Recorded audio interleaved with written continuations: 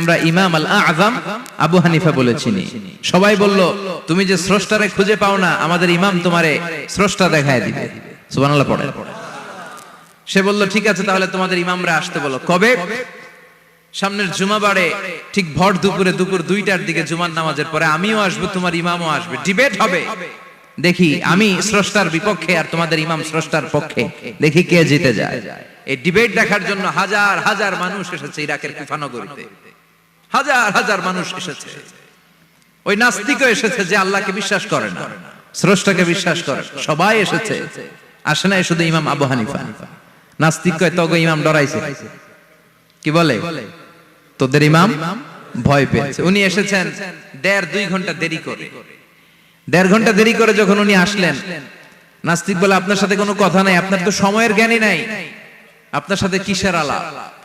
ইমাম আবু হানিফা বললেন ইনদি উযর, আমার ওযর আছে। কি ওযর? তিনি বললেন আমি যখন ঘর থেকে বেরোই আমার বাড়ির সামনে বিশাল এক নদী পড়ে যায়, আর এই নদী পেরোতে আমার নৌকা ব্যবহার করতে হয়। আজকে এসে দেখি নৌকাও নাই, মাঝিও নাই, কিচ্ছু নাই, কিভাবে পার হবো? হঠাৎ দেখলাম নদীর পাশে বিশাল বড় গাছ, গাছটা হঠাৎ এমনি এমনি 2 টুকরা হয়ে গেল, গাছ থেকে বিশাল কাঠের তক্তা বের হয়ে গেল, তক্তাগুলো অটোমেটিক্যালি জোড়া লেগে নৌকা হয়ে গেল। এই নৌকা মাঝি ছাড়া সা করে আমার সামনে চলে এলো। আমি নৌকায় বিসমিল্লাহ বলে বসে পড়লাম। হঠাৎ নৌকা আমারে টান দিয়ে ওপারে নিয়ে এলো। তারপর আমি আপনার এই ময়দানে ছুটে এসেছি। এই যে গাছ কাটা, তক্তা হওয়া, নৌকা হওয়া, মাঝি ছাড়া চলা, এই প্রসেসিং হতে আমার 2 ঘন্টা সময় লেগেছে। I am extremely sorry for that, আনা আসিফ জিদ্দান, আমি দুঃখিত। নাস্তিক নেতা বলে তবে ইমাম গাঞ্জা খাইছে। কি খাইছে? তোদের ইমাম মজনুন, জুন্না আলাই, মাথার তার সিরা নিয়ে যা। ইমাম আবু হানিফা বললেন ময়দানে আমারে গালি দিলেন কেন? পাগল বললেন কেন? তার সিরা বলে ডাকলেন কেন? মজনুন শব্দ ব্যবহার করলেন কেন? মার্জিত ভাষা ব্যবহার করতে শিখেন। নাস্তিক বলে কেমন কথা আপনি বলেন? শিক্ষিত মানুষ, দার্শনিক মানুষ, জ্ঞানী মানুষ, ইমাম মানুষ, কোন মানুষ ছাড়া, করাত ছাড়া বিশাল বড় বড় গাছ কাটা যায় নাকি? মিস্ত্রি ছাড়া তক্তা বানানো যায় নাকি? মিস্ত্রি ছাড়া তক্তা জোড়া লাগে এমনি এমনি নৌকা হয় নাকি? মাঝি ছাড়া পানিতে নৌকা চলে নাকি? ইমাম আবু হানিফা বললেন now you are on the right track. এই তো লাইনে আসছেন আপনি। এই লাইনে আনার জন্যই তো এত গল্প, লাইনে আনার জন্যই তো এত স্টোরি আমি মেক করলাম। আপনার কথা থেকেই যদি ধরি, করাত ছাড়া গাছ কাটা যায় না, এমনি এমনি তক্তা হয় না, এমনি এমনি নৌকা হয় না, মাঝি ছাড়া নৌকা এমনি এমনি চলে না, তাহলে আকাশ কেমন করে এমনি এমনি হলো? জমিন কেমন করে এমনি এমনি হলো? দ্বীপ প্রহরের জলজলে সূর্যটা কেমন করে কিরণ দিল এমনি এমনি? আল্লাহু আকবার! কেমন করে নবমণ্ডল ভূমণ্ডল সৃষ্টি হলো? কেমন করে দিন শেষে রাত্রি আসে, রাত্রি শেষে দিন আসে? ওইটা যদি এমনি এমনি না হয়, মহাবিশ্বের এই সুন্দর বসুন্ধরার সবকিছু কেমন করে এমনি এমনি হয়? নাস্তিক কয় হায় হায়, আসলে তো আমি একটা উল্লুকা পাঠা, আসলেই তো আমি হাদারাম, এইভাবে তো ভেবে দেখি নাই। আসলে তো এগুলো এমনি এমনি হয় না। Someone is controlling everything in the world. একজন মহা শক্তিধর মহা এমডি আছে, এমডি ম্যানেজিং ডাইরেক্টর, মহা ব্যবস্থাপক, সব ব্যবস্থাপকদের বড় ব্যবস্থাপক। চিৎকার করে বলেন তিনি কে? বিশাল এক ব্যবস্থাপক আছে, তিনি সব কন্ট্রোল করছেন। এতদিন পর্যন্ত আমি বুঝতে পারি নাই, আমারে মাফ করিয়ে দেন আর পড়িয়ে দেন লা ইলাহা ইল্লাল্লাহু মুহাম্মাদুর রাসূলুল্লাহ সাল্লাল্লাহু। সাইয়েদনা ইমাম আবু হানিফার হাতে হাত রেখে শাহাদা বাক্য পাঠ করেছে। সুবহানাল্লাহ পড়ে। ঝিনুকের ভেতর লুকিয়ে থাকে যেমন মতি, ঝিনুকের ভেতর লুকিয়ে থাকে যেমন মতি, কালমা শাহাদাতে আছে আল্লাহর জ্যোতি, কালমা শাহাদাতে আছে আল্লাহর জ্যোতি। সুবহানাল্লাহ পড়ে। এই জ্যোতি যার হৃদয়ে একবার টাচ করে তার জন্য জান্নাতকে খুলে দেয় কে? এজন্য এই সূরা পড়লে নাস্তিকরা নাস্তিক থাকবে না। নাস্তিকদের জন্য এখানে আল্লাহ মেডিসিন দিয়েছেন, কিছু ডোজ দিয়েছেন। আলহামদুলিল্লাহ পড়ে। এই সূরা থেকে আমরা কিছু সময় কথা শুনবো। শুনতে রাজি আছেন তো? সূরার নাম চিল্লায় বলেন কি নাম? মুলক। মুলক মানে কি? মুলক মানে রাজত্ব, মুলক মানে ক্ষমতা, মুলক মানে পাওয়ার, মুলক মানে কিংডম, মুলক মানে সভরেনিটি। সুবহানাল্লাহ পড়েন। রব্বুল আলামিন বলেন তাবারাকাল্লাযী বিয়াদিহিল মুলকু ওয়া হুয়া আলা কুল্লি শাইইন কাদির। সুমহান সেই সত্তা যার হাতে ক্ষমতা আর তিনি সব বিষয়ে ক্ষমতাশীল। সুবহানাল্লাহ। তাবারাকাল্লাযী বিয়াদিহিল মুলক, মহামহিম সে সত্তা, সুমহান সে সত্তা, বিয়াদিহিল মুলকু, যার হাতে ক্ষমতা। ক্ষমতা কার হাতে? চিৎকার করে বলতে হবে, কার হাতে?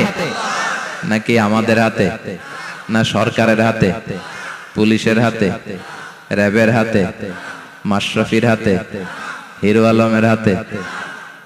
ক্ষমতা কার হাতে? ক্ষমতা শুধুমাত্র একজনের হাতে। চিল্লায় বলেন তিনি কে? আল্লাহর হাতে ক্ষমতা, আর তিনি হচ্ছেন সকল ক্ষমতার উৎস, centre of the all powers. সব ক্ষমতার উৎস কে?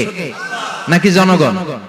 আমরা কিন্তু এটাই শিখি, এদেশে আমাদেরকে রাষ্ট্রীয় ভাবে শিখানো হয়, এটা রাষ্ট্রীয় কুফরি। সকল ক্ষমতার উৎস জনগণ নয়, সকল ক্ষমতার উৎস কে? উনি ক্ষমতার উৎস, তিনি ক্ষমতাশীল, মহা ক্ষমতাধর, তার ক্ষমতার সাথে কারো তুলনা হয় না। আমাদের কি ক্ষমতা আছে? কথা বলেন। বল্লা পোকার কামড় খাইছেন? হ্যাঁ, মৌমাছি কামড়াইছে? মৌমাছি কামড়াইলে চিল্লাচিল্লি শুরু করে, তো কি ক্ষমতা আছে আপনার? বল্লা কামড় মাইরা দেয় দৌড়, ওটা ধরে যে মার মইটাও পারি না। কুত্তায় কামড়াইলে আমরা কুত্তারে কামড়াইতেও পারি না। কথা বলেন। আমরা নাকি ক্ষমতার মালিক। পিছন থেকে কেউ যদি বলে হুজুর সাপ, মজা করে বলছি, এতই ভয় পাইছি। আসলে যদি ফাঁস করে আসতো সব দৌড়। স্লোগান দেওয়ার বেলায় লিল্লাহে তাকবীর, আল্লাহু আকবার, আমার ভাই তোমার ভাই, কাপায় ফেলামো নামায় ফেলাম। কথা বলেন। আর যদি পেছন থেকে কেউ আওয়াজ করে বলে সাপ, দৌড়। আপনারা কি দৌড় দিবেন? আমরা এদিক দিয়ে দৌড় দিব। কথা কন। চাচা আপন প্রাণ, জীবন বাঁচানোর জন্য ভয়ে পাগল। সাপ লাগবে না, ভাও ব্যাং চিনেন? মাইথার দিয়ে নাই বোধহয়। আছে আছে। কি করে? খালি লাফায়। 10টা ভাও ব্যাং যদি ছেড়ে দেওয়া হয়, স্টেজে 2টা আর বাকি 8টা এদিকে, ভাও ব্যাং আর কি লাভ দিবে? এরসে লাফালাফি শুরু করবো আমরা। কথা বলে। আর আমরা দাবি করি আমরা ক্ষমতার উৎস। কোনো ক্ষমতা নাই। একবার ডায়রিয়া হলে 3বার টয়লেটে গেলে আর চেহারার দিকে তাকানো যায় না। কারে মাফ করে দে, আই মরে যাইও, আই হাইতান ন, আছে না নাই? তো পারবেন না কেন? আপনি না ক্ষমতার উৎস, আপনি না ক্ষমতার উৎস। আরে আপনার তো কোনোই ক্ষমতা নাই। খলিকাল ইনসানু দাঈফা, মানুষকে দুর্বল থেকে দুর্বল করে তৈরি করেছে কে? এজন্য রব্বুল আলামিন বলেন তাবারাকাল্লাযী বিয়াদিহিল মুলকু ওয়া হুয়া আলা কুল্লি শাইইন কাদির। সুমহান সেই সত্তা যার হাতে ক্ষমতা। চিল্লায় বলেন ক্ষমতা কার হাতে? আমাদের হাতে কোনো ক্ষমতা নাই। আমরা হলাম দুর্বল। আমরা কি? দুর্বলের ঘরের দুর্বল। আমরা যখন জন্মেছিলাম দুর্বল। আমার ছোট্ট একটা মেয়ে আছে, আমি অবাক হয়ে থাকি যে আমিও তাইলে ছোটবেলায় এরকম ছিলাম। না খাওয়ালে খেতে পারে না, পেশাব পায়খানা করে, ঘর নষ্ট করে, বমি করে, দাঁড়াতে পারে না, শুইতে পারে না, লালা পড়তে থাকে, ক্লিন করতে হয়, সব সময় তাকে সার্ভ করতে হয়। কি দুর্বল ছিলাম আমরা। ওই দুর্বলতা থেকে যৌবনের সাময়িক একটা সময় পাই রক্ত গরম। এরকম রক্ত গরম তোমার আগে ছিল না। আগে তুমি দুর্বল ছিলা। তুমি শুধু দুর্বল না, তুমি দুর্বলের ঘরের দুর্বল। আমাদের 14 পুরুষ দুর্বল। চিল্লায় বলেন ঠিক কিনা? কি ক্ষমতা আমাদের? দুর্বল হয়ে দুনিয়ায় জন্মালাম, সাময়িক কিছু সময়ের জন্য যৌবনের শক্তি পেলাম, আবার ওইটার পরে আবার দুর্বল হয়ে গেলাম। রং ধরা যৌবন জং ধরে শেষ, আবার লাঠি নিয়ে হাঁটা লাগে। কোমরে ব্যথা, মাজায় ব্যথা, আবার কুজো হয়ে যায়। কি ক্ষমতা আছে আমার? কি ক্ষমতা আছে? একটু ভূমিকম্প হলে কাঁপাকাঁপি শুরু হয়ে যায়, ঠিক কিনা? ভূমিকম্প হলে বাঁচার জন্য সব দেয় দৌড়। টেলিভিশনের কিছু লাইভ প্রোগ্রাম দেখলাম, উপস্থাপকও দৌড়, অতিথিও দৌড়। দেখেন নাই? লাইভ ব্রডকাস্টিং হচ্ছিল, কি সরাসরি সম্প্রচার। যখন দেখা যাচ্ছে চেয়ার কাঁপতেছে, উপস্থাপক দৌড়, আর মেহমানরা বসে আছে মাইক নিয়ে। কিছুক্ষণ পরে আরো কাঁপাকাঁপি বেড়ে গেল, মেহমানও দৌড়। কথা কন। 20 তলা 30 তলা দামি দামি বিল্ডিং গুলোর ফ্ল্যাটের ভেতরে যারা থাকে, তুফান শুরু হলে দেয় দৌড়। কথা কন। ভাড়াটিয়ারা দৌড়ায়, বাড়িওয়ালারা দৌড়ায় না। নিজের বাড়ি তো এজন্য দৌড় দেন, নাকি ভূমিকম্প হলে ভাড়াটিয়াও দৌড়, বাড়িওয়ালাও দৌড়, র্যাবের প্রধান দৌড়, পুলিশ প্রধান দৌড়, শুধু প্রেসিডেন্ট আর মাননীয় প্রধানমন্ত্রী দৌড়ায় না। কথা কর, বাঁচার জন্য সব দৌড়। কয়েক বছর আগে পত্রিকায় একটা হেডিং পড়লাম, মাননীয় প্রধানমন্ত্রীকে বহনকারী বিমান এর 33 চক্কর আকাশে। কয় চক্কর? কি যেন সমস্যা হয়েছে, বিমান নামতে পারছিল না। তখন ওনার সাথে আবার স্পেশাল সিকিউরিটি ফোর্স থাকে। ওনারা বলল, honourable prime minister, we can not land now because of some flying মেকানিজমে আমাদের সমস্যা হচ্ছে, আমরা ল্যান্ড করতে পারছি না, ঝামেলা হচ্ছে, নিচেও হয়তো কোনো ঝামেলা দেখা দিচ্ছে, আমরা এখন নামতে পারবো না, উই ক্যান নট ল্যান্ড নাও। আপনাকে একটু ধৈর্য ধরে বসে থাকতে হবে। তখন ওই ওনাকে বহনকারী বিমানটা আকাশে 33টা চক্কর মেরেছিল। এটা নিয়ে কভার করা হয়েছে পত্রিকায়। আপনার কি মনে হয় 17 কোটি মানুষের প্রধানমন্ত্রী, দেশের সবচেয়ে ক্ষমতাধর নারী, উনি যখন বিমানে বসা অবস্থায় শুনলেন বিমানে ঝামেলা বা নিচে ঝামেলা, ওনার অন্তরে ভয় ঢুকছে কার? উনি বসে বসে জিকির করছে কার? তাহলে দেখেন, ক্ষমতাও সব সময় কাজে লাগে না। চিৎকার করে বলেন ঠিক কি না? ক্ষমতা আপনারে বাঁচাতে পারবে না। আপনারে বাঁচাতে পারে একজন, চিৎকার করে বলেন তিনি কে? এজন তুফান যখন শুরু হয়, জলোচ্ছ্বাস যখন শুরু হয়, ঘূর্ণিঝড় যখন শুরু হয়, সিডর যখন শুরু হয়, বন্যা যখন শুরু হয়, তখন বোঝা যায় আল্লাহ কারে কয়। কক্সবাজারে যখন জলোচ্ছ্বাস হয়, মহেশখালী দ্বীপে যখন তুফান হয়, টর্নেডো হয়, জলোচ্ছ্বাস হয়, গৌতম বুদ্ধের অনুসারী যেই বুদ্ধ ধর্মের লোকেরা আছে, বৌদ্ধ পাদ্রীরাও নেমে নেমে জিকির করা শুরু করে দেয় কার? সবাই তখন পড়ে লা ইলাহা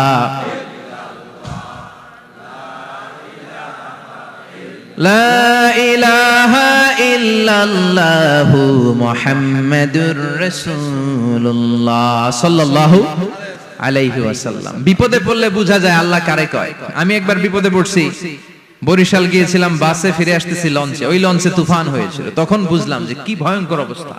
ওই লঞ্চের সবাই আস্তিক নাস্তিক, মুসলমান হিন্দু সবাই জিকির করা শুরু করে দিয়েছে আল্লাহ। সুবহানাল্লাহ কইবেন না? লঞ্চ যখন কেঁপে ওঠে, সবাই বলে বাঁচাও। আমি বললাম কে বাঁচাইবে ওকে? হুজুর আপনি বাঁচান। আমি বললাম তাইলে আমারে বাঁচাইবো কেডা? কয় আল্লাহ। আল্লাহ ছাড়া বাঁচাতে পারে কেউ? আমরা মাঝে মাঝে বাংলাদেশের বিভিন্ন জেলাগুলোতে যখন প্রোগ্রামে যাই, এত দূরত্ব থাকে, আমরা কারে ড্রাইভিং করে যে প্রোগ্রামে অংশগ্রহণ করা সম্ভব হয় না। ফলে আমরা মাঝে মাঝে সিভিল এভিয়েশনের যে আভ্যন্তরীণ বিমানবন্দরের বেসামরিক বিমান যেগুলো চলাচল করে, প্যাসেঞ্জার প্লেন, এগুলো ইউজ করি। ঢাকা থেকে এগুলো চলে, সৈয়দপুরে যায় কিছু, রাজশাহীতে, সিলেটে, চিটাগাঙে যায়, যশোর এয়ারপোর্টে যায় এবং কক্সবাজারে যায়। তো আমরা এগুলোতে যখন চড়ি, মাঝে মাঝে কিছু এয়ার হোস্টেজ আসে, এরা খুবই সুন্দরী, বিউটিফুল লেডি, এদেরকে সাজিয়ে ওইভাবে আনা হয়। এদের আবার কয়েকটা বাচ্চা টাচ্চা হয়ে গেলে এদেরকে চাকরিতে রিক্রুট করে না, কারণ এদের সৌন্দর্যটা পুঁজি। এই সুন্দর ড্রেস নিয়ে এরা আমাদেরকে খাবার সার্ভ করে। আর বিমানটা যখন আকাশের দিকে উঠতে থাকে, তখন বলে ভদ্র মহিলা, ভদ্র মহোদয়গণ, আপনাদের সিট বেল্টই বেঁধে নিন, এখনই শাহজালাল আন্তর্জাতিক বিমানবন্দর থেকে 14,000 ফুট উপর দিয়ে এটা চিটাগাঙে পৌঁছবে। আল্লাহু আকবার, আল্লাহু আকবার, আল্লাহু আকবার, সুবহানাল্লাযী সাখখারা লানা হাযা ওয়া মা কুন্না লাহু মুকরিনিন ওয়া ইন্না ইলা রাব্বিনা লামুনকালিবুন। দেখতে সুন্দরী, লিপস্টিক মেরে, ডিজাইন করে, মেকআপ নিয়ে, সুটেড বুটেড হয়ে এসেছে, কিন্তু যখনই বিমানটা 14,000 ফিট উপরে ওঠে, তখন তার মুখ দিয়ে বেরোয় আল্লাহু আকবার। কারণ সেও ভালো করে জানে এই 14,000 ফিট উপরে আমার আব্বা নাই, আমার আম্মা নাই, মাননীয় প্রধানমন্ত্রী নাই, পুলিশ নাই, র‍্যাব নাই, এই হাওয়ার উপরে বিমানটা চলে, ওখানে কেউ আমারে বাঁচাতে পারে না, একজন ছাড়া। চিল্লায় বলো তিনি কে? তখন তারাও বাধ্য হয়ে পড়ে আল্লাহু আকবার। তাহলে বোঝা গেল আমাদের কোনো ক্ষমতা টমতা কিচ্ছু নাই, আসল ক্ষমতার মালিক একজন। চিল্লায় বলেন তিনি কে? সে আল্লাহ বললেন তাবারাকাল্লাযী বিয়াদিহিল মুলকু ওয়া হুয়া আলা কুল্লি শাইইন কাদির। সুমহান সেই সত্তা যার হাতে ক্ষমতা। ক্ষমতা কার হাতে? সব ক্ষমতার মালিক আল্লাহ। তবে আমাদেরকেও আল্লাহ কিছু ক্ষমতা দিয়েছে, এটা লিমিটেড। এটা কি? যেমন এই যে মাননীয় প্রধানমন্ত্রী ওনার দল নিয়ে, বাংলাদেশ আওয়ামী লীগ নিয়ে যে ক্ষমতায় আসলেন, কয় বছরের মেয়াদে? কোন কোন দেশে ক্ষমতায় আসে 10 বছরের মেয়াদে, আছে না নাই? আল্লাহ আসছে কয় বছরের মেয়াদে? 30 বছর, 40 বছর। আল্লাহর ক্ষমতার মেয়াদ 100 বছর। এরপরে রিনিউ করা লাগবে। এটা কথা বলেন। আল্লাহ বলেন হুয়াল আউয়ালু ওয়াল আখিরু ওয়াল যাহিরু ওয়াল বাতিন ওয়া হুয়া বিকুল্লি শাইইন আলিম। আমি প্রথম, আমি শেষ, আমি প্রকাশ্য, আমি গোপন। ঠিক কি না?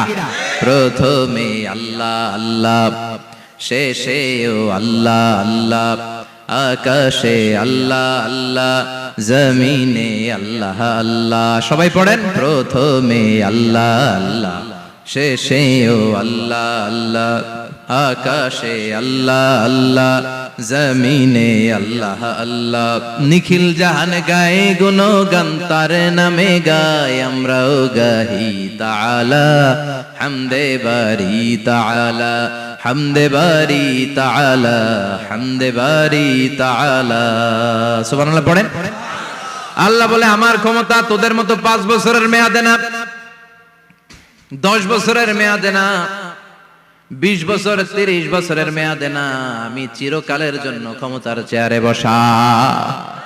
চিরকালীন মেয়াদ, সৃষ্টির সূচনার আগ থেকে তিনি আছেন, অনাদিকাল পর্যন্ত তিনি থাকবেন। তার ক্ষমতার মেয়াদ আনলিমিটেড মেয়াদ। চিৎকার করে বলেন ঠিক কি না? আবার পৃথিবীর অনেক দেশে দেখবেন ডেমোক্রেটিক সিস্টেমে, আমাদের দেশেও তো গণতান্ত্রিক সিস্টেমে ভোটাভুটির মধ্য দিয়ে ক্ষমতায় আসে না, যাদেরকে ভোট দেওয়া হয় বেশি তারা ক্ষমতায় চলে যায়। আল্লাহ তো ভোটে আসছে ক্ষমতায়, কথা কন। তো কেমনে আসছে? কারচুপি করে। কথা বলেন। আল্লাহ ভোটে আসা লাগে নাই, কেউ তাকে ভোট দেওয়া লাগে না।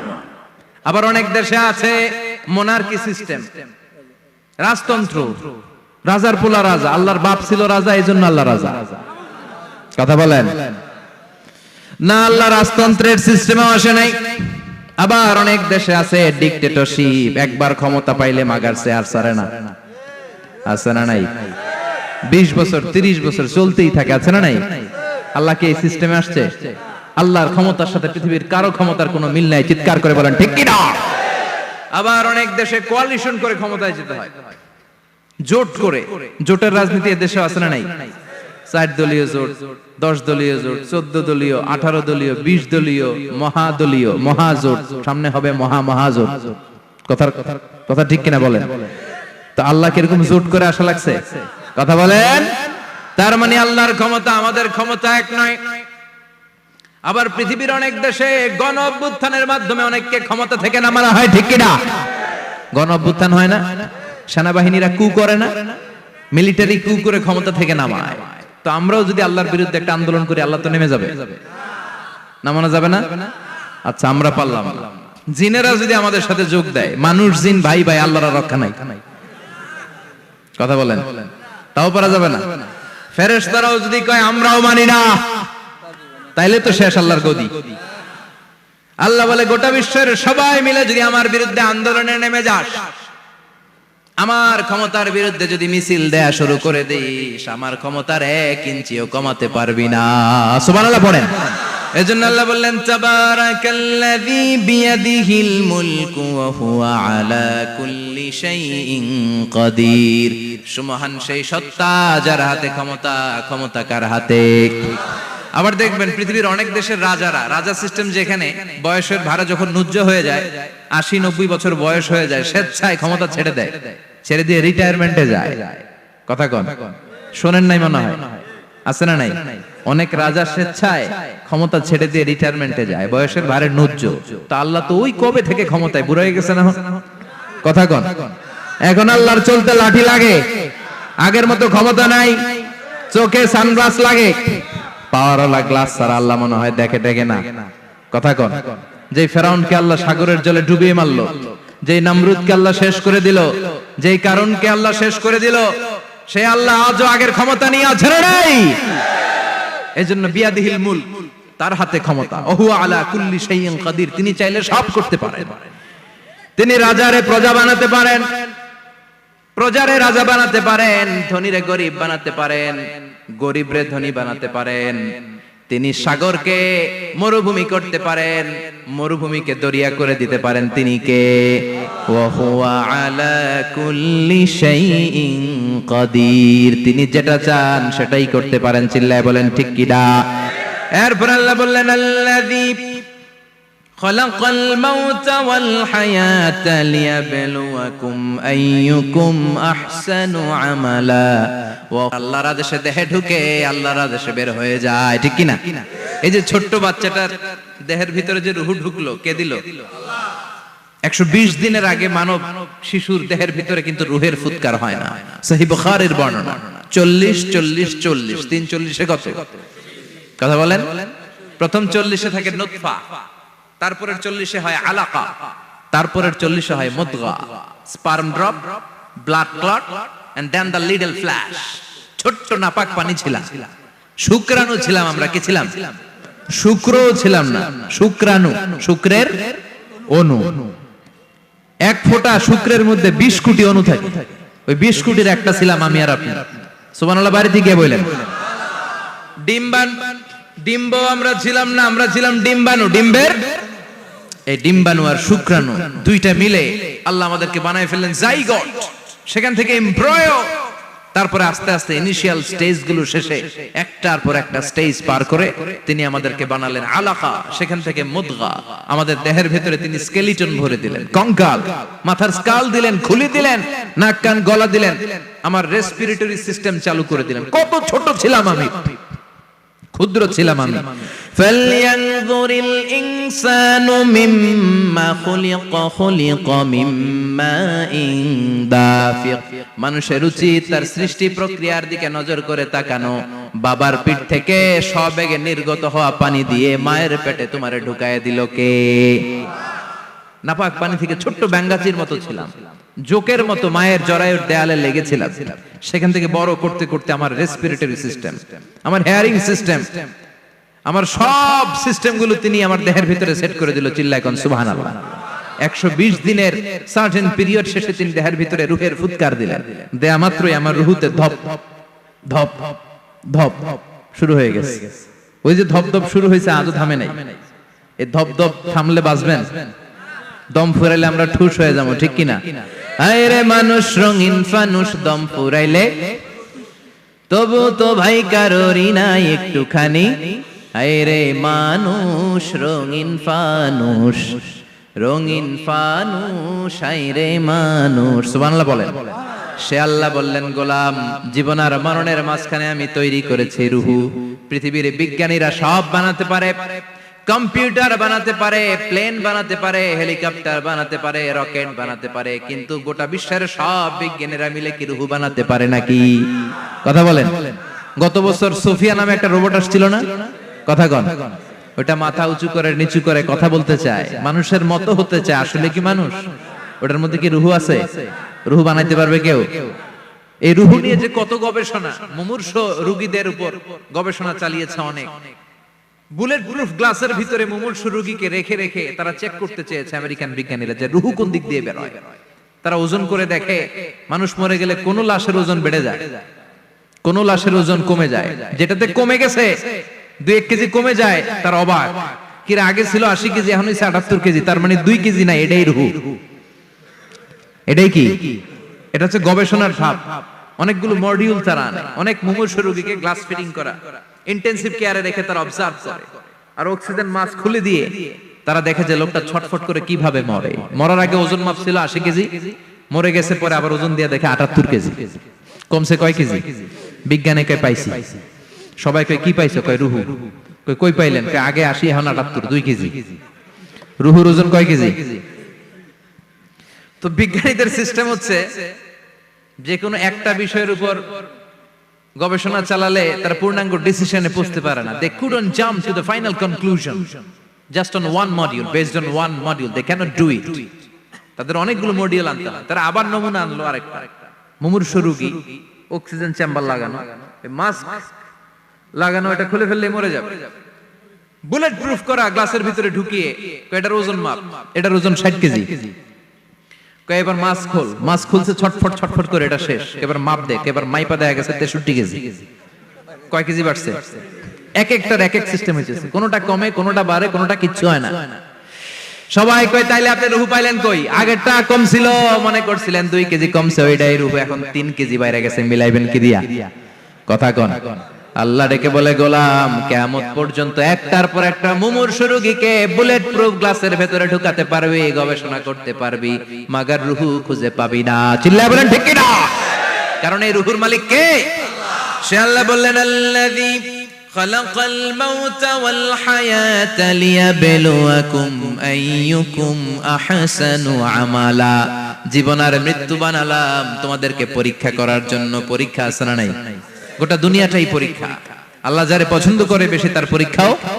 আশাদ্দুন নাসি বালাআন আল আম্বিয়া। এই পৃথিবীতে আল্লাহ সবচেয়ে বেশি বালা মুসিবত দিয়ে পরীক্ষা করেছেন নবীদের।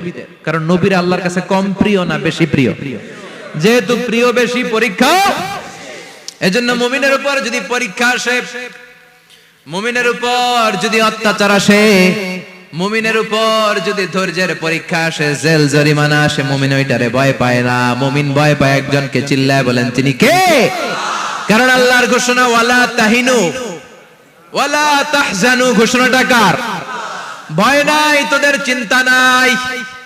আনতুমুল আ'লাউনা ইন কুনতুম মুমিনিন। তোমরাই বিজয়ী হবা যদি মুমিন হও, যদি মুমিন হও।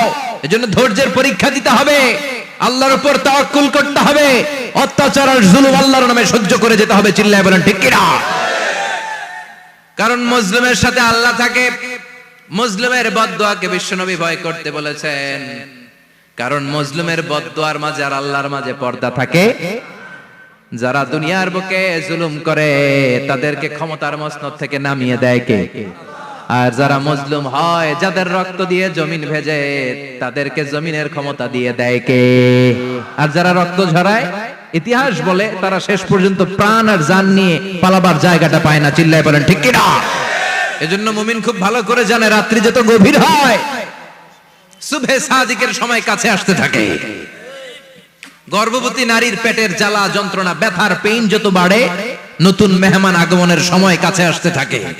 তেমনি ইসলামের পক্ষের শক্তির উপর যদি অত্যাচার, অনাচার, স্টিম রোলার বেড়ে যায়, এটা প্রমাণ করে ইসলামের বিজয়ের সময় কাছে আসতে শুরু করেছে। চিল্লায় বলো ঠিক কি না?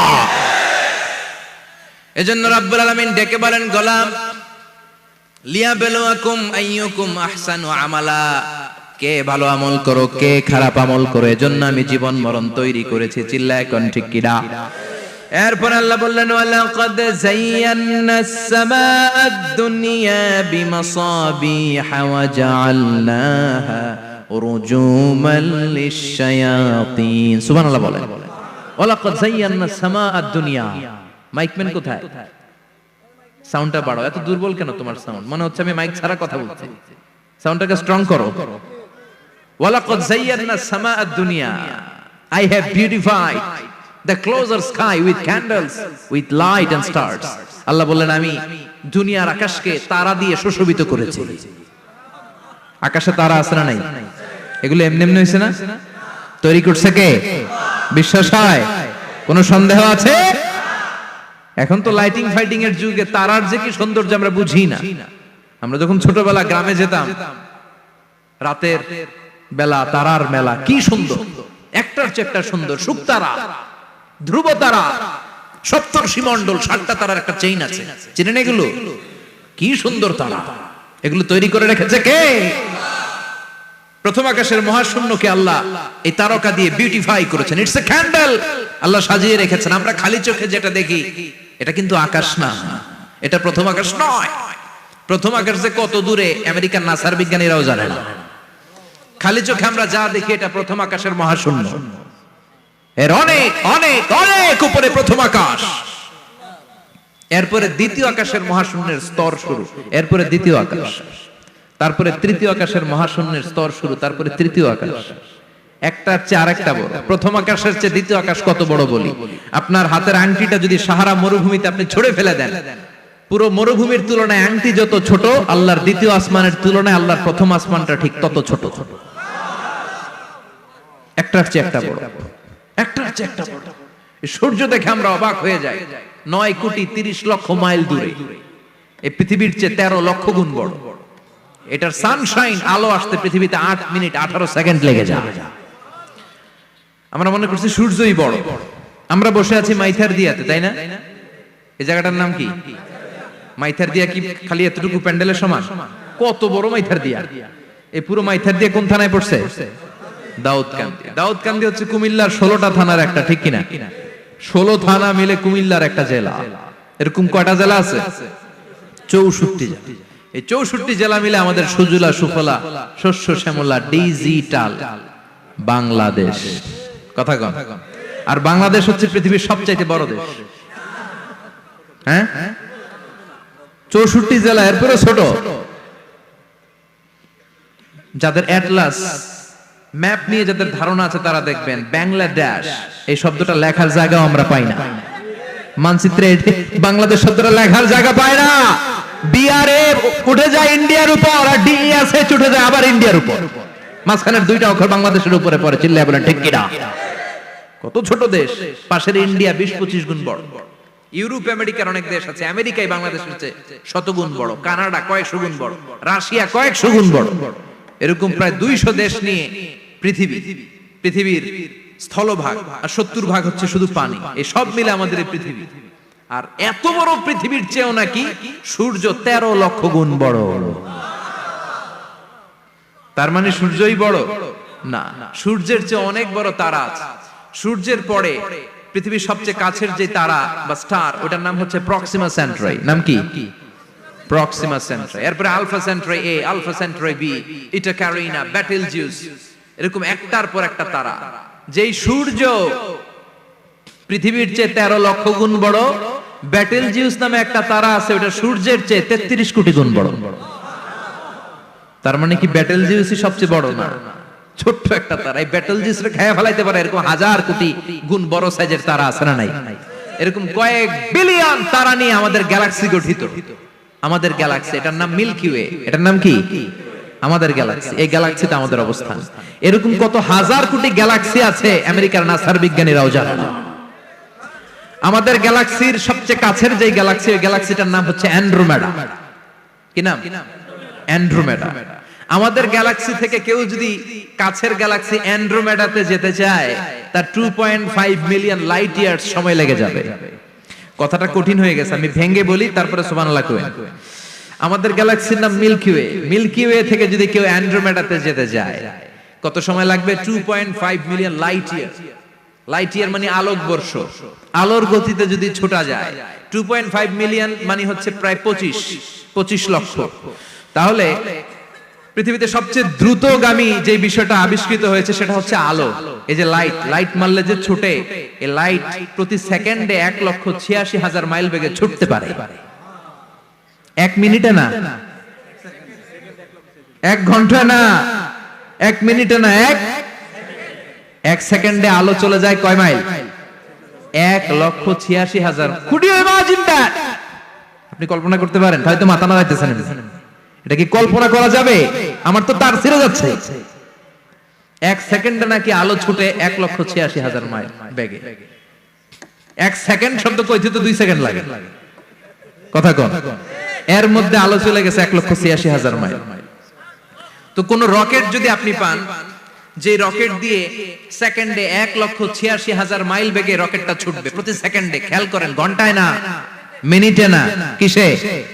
সেকেন্ডে। যে রকেটটা সেকেন্ডে 1,86,000 মাইল বেগে ছুটবে, ওই রকেটটা দিয়ে আমাদের গ্যালাক্সি থেকে আমাদের পাশের গ্যালাক্সি অ্যান্ড্রোমেডাতে পৌঁছতে আপনার 25 লক্ষ বছর লেগে যাবে। সুবহানাল্লাহ বাড়িতে গিয়ে বললেন। এরকম বিশাল বিশাল তারা দিয়ে আমাদের আকাশটারে বিউটিফাই করেছে কে? এজন্য আল্লাহ বললেন, ওয়ালাকাদ যায়্যানাস সামাআদ দুনিয়া বিমাসাবিহা ওয়া জাআলনাহা রুজুমান লিশ-শায়াতিন। আমি এই দুনিয়ার আকাশটারে সুন্দর সুন্দর তারকারাজি লাইটের মতো সেটিং করে সুশোভিত করেছি। আবার এই তারকা দিয়ে আমি শয়তানদেরকে প্রহার করেছি। সুবহানাল্লাহ। শয়তানদেরকে আল্লাহ তারা মেরে আঘাত করে। সুবহানাল্লাহ বলেন। এরপরে এই সূরার প্রথম রুকুর শেষে আল্লাহ বললেন, ওয়াসিররু কাওলাকুম আও ইজহারু বিহি ইন্নাহু আলিমুম বিযাতিস সুদূর আলা ইয়ালামু মান খালাকা ওয়া হুয়াল লাতীফুল খাবীর। আল্লাহ বললেন, ওয়াসিররু কাওলাকুম, তোমরা যদি গোপনে কথা বলো, আও ইজহারু বিহি, কিংবা স্পষ্ট করে বলো, সব শুনে কে? আপনি যেমনি বলেন শুনবে কে? বলেনই নাই, শুধু মনে মনে ভাবছেন, শুনবে কে? সুবহানাল্লাহ কইবেন না? সাত আকাশের উপরে, আরশের উপরে তার অবস্থান, সাত জমিনের নিচে, কোন গোপনতম প্রকোষ্ঠে, কোন ছোট্ট বাক্সের ভেতরে যদি কোনো পিঁপড়া, পিপিলিকা নীরবে হেঁটে যায়, আল্লাহ বলে আমি ওই পিঁপড়ার হেঁটে চলার পায়ের আওয়াজটাও শুনতে পাই। এজন্য কেউ যেটা শোনে না, শোনে কে? এরপর আল্লাহ বললেন হুয়াল্লাযী জাআলা লাকুমুল আরদা যালুলান ফামশু ফি মানাকিবিহা ওয়া কুলু মির রিজকি ওয়া ইলাইহিন নুশুর। সুবহানাল্লাহ বলেন। আল্লাহ ডেকে বললেন গোলাম তোমাদের জন্য জমিনটারে আমি বিছানা বানিয়েছি। আল্লাযী জাআলা লাকুমুল আরদা ফিরাশা, জমিনটারে বিছানা বানিয়েছে কে? এই বিছানার মতো সমতল জমিন দিয়ে তোমরা হেঁটে বেড়াও, চলে বেড়াও, হেলে দুলে পড়ার সুযোগ নাই, ঠিক কিনা? এই যে মাইথার দিয়ে আর আজকের যে ময়দান, এটা যদি বিছানার মতো সমান না হয়তো বসতে পারতেন? কথা কন। এই ময়দানের প্যান্ডেলের এদিক দিয়ে উঁচা, এদিক দিয়ে গর্ত, এদিক দিয়ে নিচা, এদিক দিয়ে খাড়া, কেমন হইতো? কথা কন। কেউ আমারে দেখতো, কেউ দেখতো না, কেউ দাঁড়াইয়া, কেউ বইসা, আছে না নাই? কিন্তু জমিনটারে সমতল বানালো কে? আপনি যদি বিমান থেকে যদি আপনি দেখেন, বিমানের গ্লাস দিয়ে, জানলা দিয়ে যদি আপনি নিচের দিকে তাকান, আপনি দেখবেন মনে হবে পুরো জমিনটাকে আল্লাহ সবুজ কার্পেট দিয়ে কার্পেটিং করে রেখেছে। এই সৌন্দর্য দিয়েছে কে? আবার রব্বুল আলামিন বলেন জমিনটারে সমান দেখে, কার্পেটিং দেখে মনে করো না তোমরা বেঁচে গিয়েছো। আমার দেয়া বিধান আমার জমিনে যদি কায়েম করতে না পারো, এই কার্পেটিং করা জমিনের ভেতরে আযাব আছে না নাই? এই পুরো জমিনের ভেতরে আছে আগুন আর আগুন। আগ্নেয়গিরির অগ্নুৎপাত জ্বালামুখে বিস্ফোরণ করে দিয়ে গোটা বিশ্বটারে মুহূর্তে মেসাকার করে দিতে পারে কে? এজন্য আল্লাহ ডেকে বললেন গোলাম আমিনতুম মান ফিস সামাই আন ইয়াখসিফা বিকুমুল আরদা ফাইযা হিয়া তামুর। তোমরা কি ভেবেছো নাকি বেঁচে যাবা? আমি চাইলেই পুরো জমিনটারে কাঁপিয়ে দিতে পারি। আয়াখসিফা বিকুমুল আরদ, খাসাফ মানে ল্যান্ডস্লাইড। খাসাফ মানে কি? ল্যান্ডস্লাইড, ভূমিধস, ভূকম্পন, আর্থকোয়েক, আছে না নাই? বাংলাদেশে তো ভূমিকম্প হয় না, না? টের পাইছেন? মাঝে মাঝে মাঝরাতে হয় না? 3টার দিকে নিজেই দৌড় দিব না বাচ্চারা লইয়া দৌড় দিব, লুঙ্গি পইরা দৌড় দিব না লুঙ্গি ছাড়া দৌড়াবো? কথা কর। এই ভূমিকম্প আছে না নাই? আল্লাহ বলে মনে করো না জমিনটা সমতল, কার্পেটিং করে দিয়েছি, এই কার্পেটিং এর ভিতরেও আগুনের দলা আছে না নাই? আবার আল্লাহ বললেন আমিনতুম মান ফিস সামাই আন ইউরসিলা আলাইকুম হাসিবা। নিচে যেমনি কার্পেটিং করা জমিনের ভেতরে অগ্নুৎপাত রেখে দিয়েছি, মাথার উপর থেকে আযাব দেওয়ার সুযোগ আছে না নাই? চাইলে আল্লাহ অগ্নি বৃষ্টি দিতে পারে, আগুন বৃষ্টি দিতে পারে, ঠান্ডার বজ্রপাত দিতে পারে। আপনারা লূত আলাইহিস সালামের কওমের নাম শুনেছেন? তারা হোমোসেক্সুয়ালিটি, সমকামিতা করত। ফলে আল্লাহ তাআলা বিশাল এক চিৎকার মেরে সাইয়েদনা জিবরাইলের মাধ্যমে পুরো জমিনটারে শেষ করে দিলেন। ফাজআলনা আলিয়াহা সাফিলাহা ওয়া আমতারনা আলাইহিম হিজারাতাম মিন সিজিল। তাদের অপকর্মের কারণে জর্ডানের ওই এলাকাটাকে আল্লাহ বললেন জিবরাইল এলাকাটারে হাতে তুলে নে, আকাশের উপরে তুলে পুরো এলাকা সহ মানুষ সহ জমিনের মধ্যে গেড়ে দে। জমিনের নিচের মাটি উপরে নিয়ে গেল কে? উপরের মাটি নিচে নিয়ে গেল কে? পুরো জায়গাটা এখন ডেড সি হয়ে গেছে। কি সি? ডেড সি নাম শুনেন নাই বোধহয়? আজকে শুনে রাখেন, এটারে বলে মৃত সাগর। এটা গজবের জায়গা, ওখানে মানুষও ডুবে না।